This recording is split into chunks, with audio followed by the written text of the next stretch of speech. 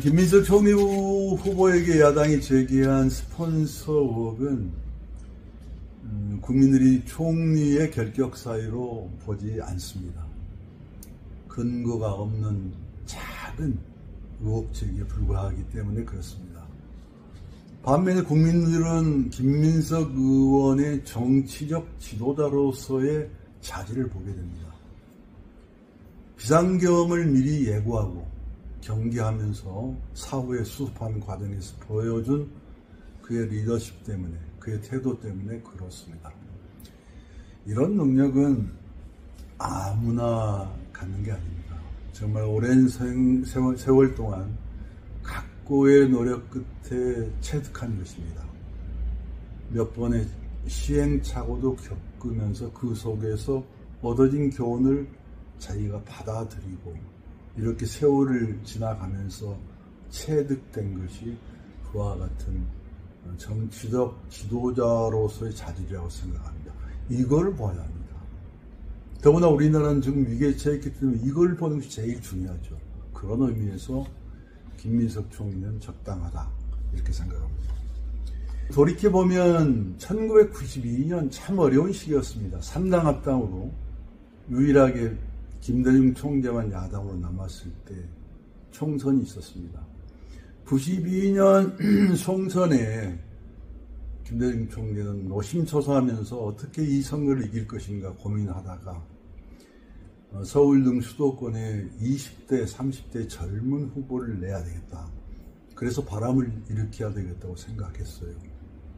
그때 저와 김민석 그리고 또 다른 사람이 세 사람이 선택되어서 서울의 북부, 중부, 남부에 각각 출마했었습니다. 그러니까 김민석 의원과는 1992년부터 서로 같은 당에 있으면서 애환을 같이 했기 때문에 같이 또 정치를 출발했기 때문에 같은 시기에 누구보다도 잘 안다고 할 수 있습니다.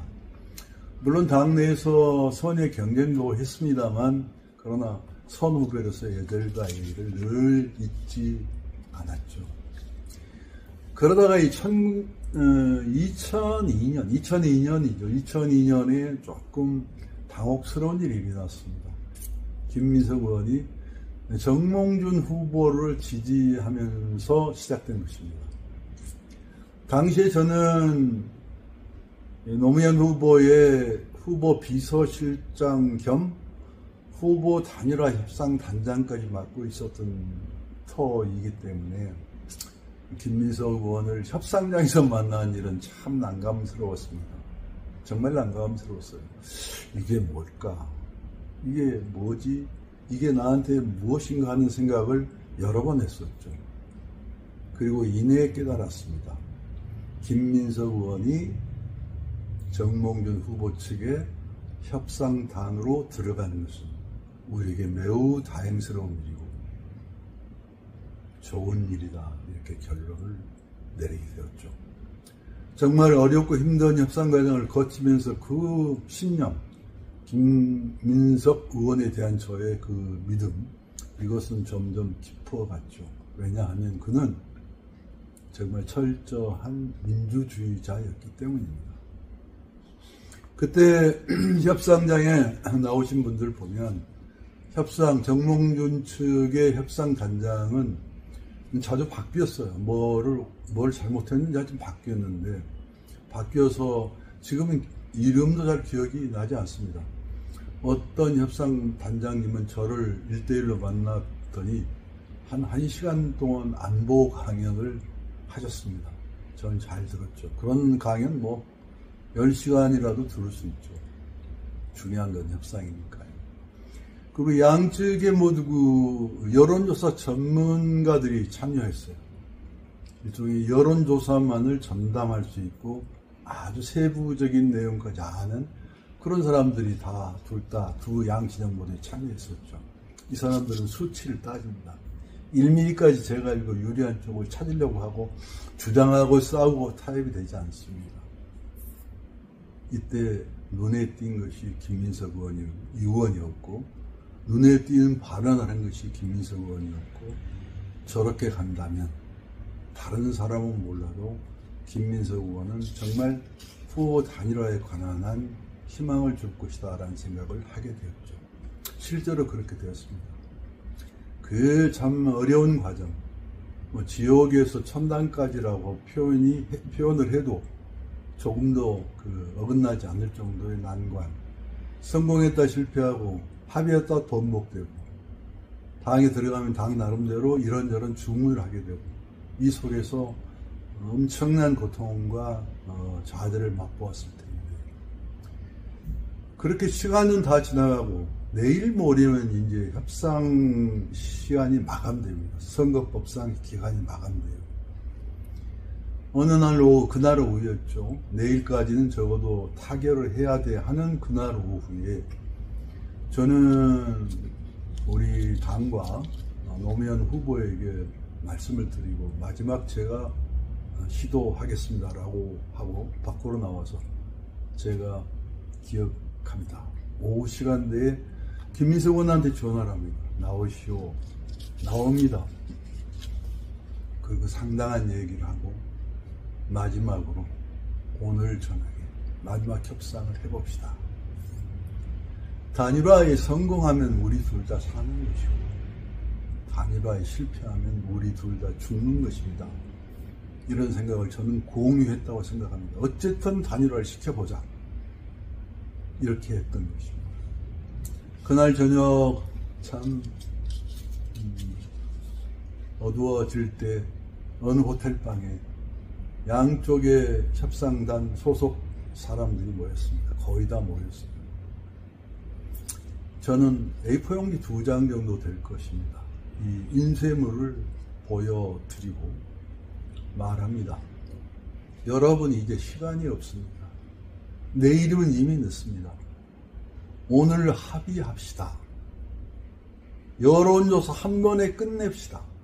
여기 여론조사 기관 매출 순위 1위부터 20위까지 명단을 적어왔습니다. 이것은 객관적인 자료입니다. 그 옆에 대표의 전화번호도 있고 매출액도 적혀 있습니다. 확인해 보시고 지금 이 자리에서 너나 할 것 없이 보는 자리에서 매출액 순위 1위부터 전화해서 20위까지 가는 사이에 세 곳의 여론조사 기관을 선정합시다. 어떻게? 전화해봐서 할 용의가 있다고 대답한 여론조사 기관을 순서대로 세 곳을 정합시다. 이렇게 했습니다. 말도 안 되는 일이었죠. 그러나 말도 안 되는 일을 저지를 만큼 우리는 다급했던 것입니다. 이 말을 들은 사람 일부는 담배 피러 나가고 어떤 사람은 산책한다고 나가고 어떤 사람은 드라이브 좀 하고 오겠다고 나갔습니다. 저희들은 기다렸습니다. 한 2-5시간쯤 후 거의 대부분의 사람들이 도착했습니다. 그리고 그대로 시행되었습니다. 그리고 그 결과 여론조사 기관으로 선정된 3곳 중에서 한 곳은 역선택 방지 조항에 해당이 되어서 무효화시키고 나머지 2군데 여론조사 기관의 결과를 취합했는데 2군데 모두 노무현 후보가 근소한 차이로 이겼던 것으로 결론이 났습니다. 제가 이 이야기를 하는 것은 당시에 김민석 의원이 정몽준 후보를 지지했다는 이유 하나만으로 많은 비난을 받았던 것을 기억합니다. 그러나 저는 그때도 이렇게 말했고 노무현 대통령에게도 그런 말을 했었습니다. 만약 김민석 의원이 정몽준 후보 측의 협상단으로 들어와 있지 않았다면, 김민석 의원이 없었다면 이번 단일화 협상은 성공하지 못했을 것입니다. 라고 말했습니다. 기회가 있을 때마다 저는 말했습니다. 또 지금 말하고 있습니다. 그건 철저한 민주주의자였고 본인이 지지하는 정몽준 후보를 위해서 참 많은 노력을 기울였지만 그보다도 더 큰 전술적 가치, 후보 단일화가 되지 않으면 절대 안 된다는 것을 진심으로 믿고 있었기 때문에 그런 일이 가능했다고 저는 생각합니다. 이제 김민석 의원은 김민석 총리가 되었습니다. 참으로 어려운 자리입니다. 후보 단일화로부터 많은 세월이 흘렀기 때문에 비상계엄 사태에서 보여준 김민석 의원의 모습을 볼 때 그는 한 단계 진화했습니다. 한 단계 진화한 정치인입니다. 한 단계 진화한 리더십을 가진 정치인이 되었습니다. 이제 어려운 난국을 풀어 헤쳐나갈 대한민국 총리로서 김민석 총리가 나라를 위해서 또 한 걸음 전진하는 진화를 이루어내기를 바란다는 뜻에서 오늘 기록으로 남겨둡니다.